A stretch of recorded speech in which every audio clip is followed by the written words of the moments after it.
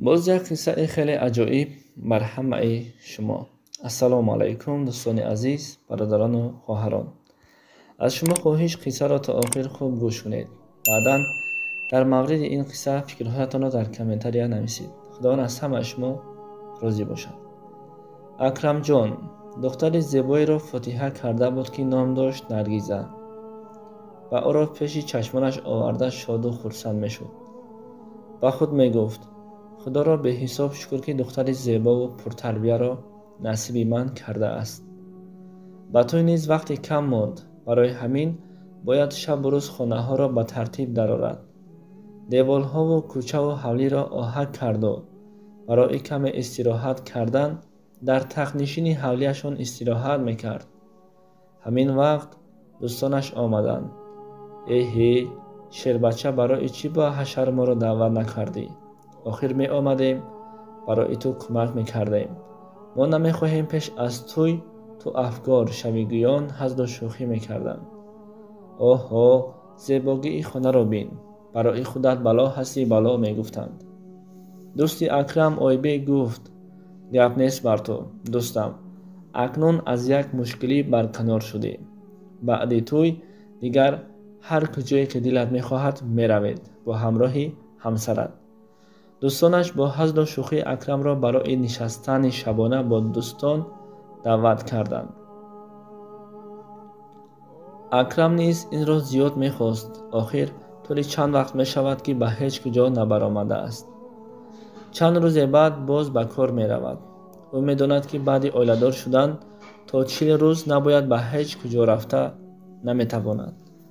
راضی شد. از پدر و مادرش اجازت گرفته با همراه دوستانش برآمده رفتند. همان شب آنها نشستند و گپ و چپ و در این بین نیز عرق نوشی نیز کردند.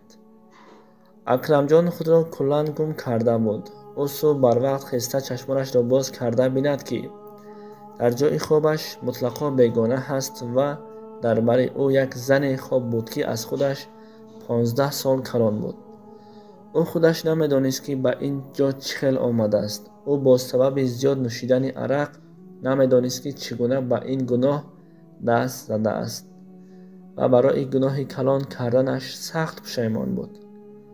وقتی به خانه می آمد پدر و مادرش از او سخت در خواطر بودند. او در خانه رسید. پدر و مادرش گفت شب در کجا بودی؟ پسرم، آخر ما را خواطر کردیم. تا صبح انتظار آمدن تو بودیم. میدانی که هر یک داماد پیش از توی به یک مصیبت دچار شدنش ممکن است. اکرم جان گفت پدر جان، مادر جان، من را ببخشید. شب در چایخانه خسته شده خوابم برده است. پدر چیزی نگفته رفت. مادرش باشد او را به آغوش گرفته گفت خدا را شکر که سلامت هستی. اکرم باشد دست به گناه زده بود. سخت از این کارش پشیمان بود. بالای این همه کار مادرش از روی ناپاک او بوسه کرد. و اکرم سخت علم کرد زیرا او در حالت ناپاکی و جنوب بود. همین طور توی هم شروع شد. البته هر یک جوان که اولیدار می شود شادی و خرسندیش زیاد می گردد. اما اکرم به کاری کرده اش پشیمان بود.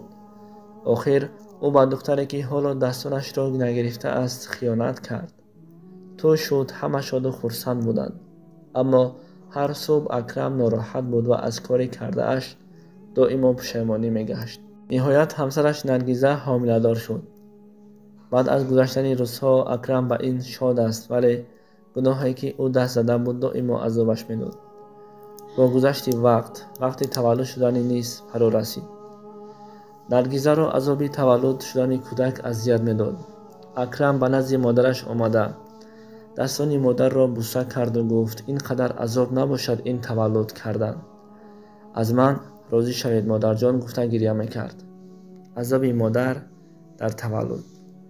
اکرم همسرش را به تولد خانه برد. پس از چند لحظه همشیره به نزد اکرم آمده گفت مبارک باشد، همسر شما ساق و سلامت به دنیا آورد. گفت و رفت. اکرم با خود برای هدیه دادن پولهای زیاد آورده بود. اما پس از چند وقت هیچ کس نیامد و چیزی نمی گفتند. پسر است یا اینکه دختر. پدر و مادر اکرم و خود اکرم جان نیز در حیرت افتادند. اکرم بی‌صبرانه دری تولدگاه را تک تک میزد. چرا کسی چیزی نمیگوید؟ احوال همسر و فرزندم چخیل است گفته داد میزد. همین وقت یک زنی از خانه بیرون آمده گفت چرا اینقدر داد میزنید؟ آخر نیمه شب است، همه خواب هستند. اکرم گفت میبخشید اپا جان، من برای دانستن فرزندم داد زدم.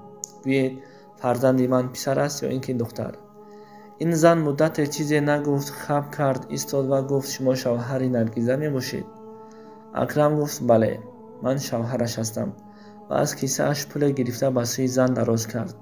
این زن گفت تشکر دادرم، برای هدیه گرفتن خودشان میبرایند گفت و غمگینانه رفت.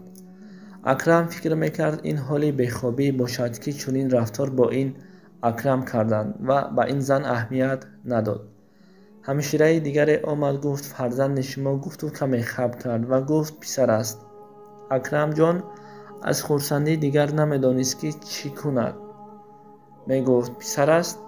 اکنون من پدر شدم، پسر دارم. پسر گفت شاد و خرسند بود. شادی و خرسندی اکرم جان حد و کنار نداشت.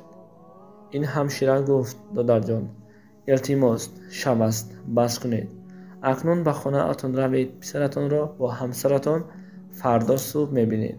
بخشش که عینی حال همه خواب هستند. اکرم جان وقتی به خانه می آمد شاد بود. می گفت اکنون پسرم توی میکنم، من پسردار شدم و پدرم برای نبیره اش توی کلان میکند گویان خرسندی میکرد. و همین طور اکرم به خانه خود داخل شد و دراز کشید. همین وقت از خستگی و خوابش برد. میگه خواب دید. در خوابش چیزهای ترسناک میدید، جن و شیطان، آدمان غیر عادی و دست و پایهای اکرم بسته بود. خلاص خواب اکرم دور و دراز است و ترسناک است. ما این را بر شما نقل نمیکنیم. دوام قصه را گوش کنید. اکرم جان از خواب دیده اش ترسیده از جاش خسته بیند که این خواب بوده است و دست و رویش را با آبی خنک شسته به خود آمد و می گفت ای خدا، خواب هم اینقدر بی‌معنی و ترسناک می شود مگر؟ اکرم خود را تسکین داده باید به نزد همسر و پسرش رود.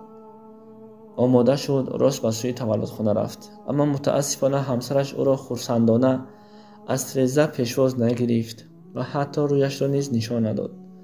او برای پسری نو تولد شده اش تحفه ها و شیرینی های زیاد آورد، اما کسی برای تبریک کردن پسر اکرم نآمد. همین وقت اکرم را سردار ریاست طبی همین بیمارستان به نزدش دعوت میکرد. در قلب اکرم یک ناراحتی و غم پیدا شده بود. به نزد سردار بیمارخانه رفت. سردار بیمارخانه گفت بیایید بنشینید. اکرم گفت من فرزنددار شدم.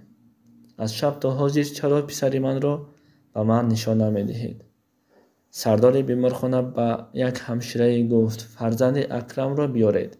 گفت و به اکرم گفت بله دادرم، خداوند هر یک بنده را هر گونه امتحان میکند، فقط صبر کن، دیگر از دست من و تو چیزی بر نمی آید. گویان به کتف اکرم دست میزد. اکرم پس از شنیدن این سخنان یک ناراحتی در قلبش پیدا شده گفت پسرم زنده است یا نه؟ همین وقت همشیره طفلک را آورده از اکرم خواهش کرد که نزدیک بیاید. اکرم وقتی کودک را دید از دهشت و هیبت در جای خود شق شده ماند و می گفت نه، این فرزند من نیست. التماس دکتر، این فرزند شما هست نگویید. گفته گریه میکرد. اکرم می گفت برای چی کودک چنین به دنیا آمد؟ گویید سبب در چیست؟ دکتر گفت من میخواهم همین را از شما پرسان شوم. برای چی و با کدام گناه شما طفل چنین به دنیا آمده؟ گفته پرسید دکتر. دوستان عزیز، اگر خواهید که این قصه خیلی دور و دراز است، اگر خواهید که قصه را تا آخر خوب گوش کنید، پس حتما در زیر نوار در کامنتاری فیلمتان را آیدی موضوع بنویسید که خیلی عجیب است. این دوام این قصه به مانند فیلم های ترکیه هست که آخر ندارد.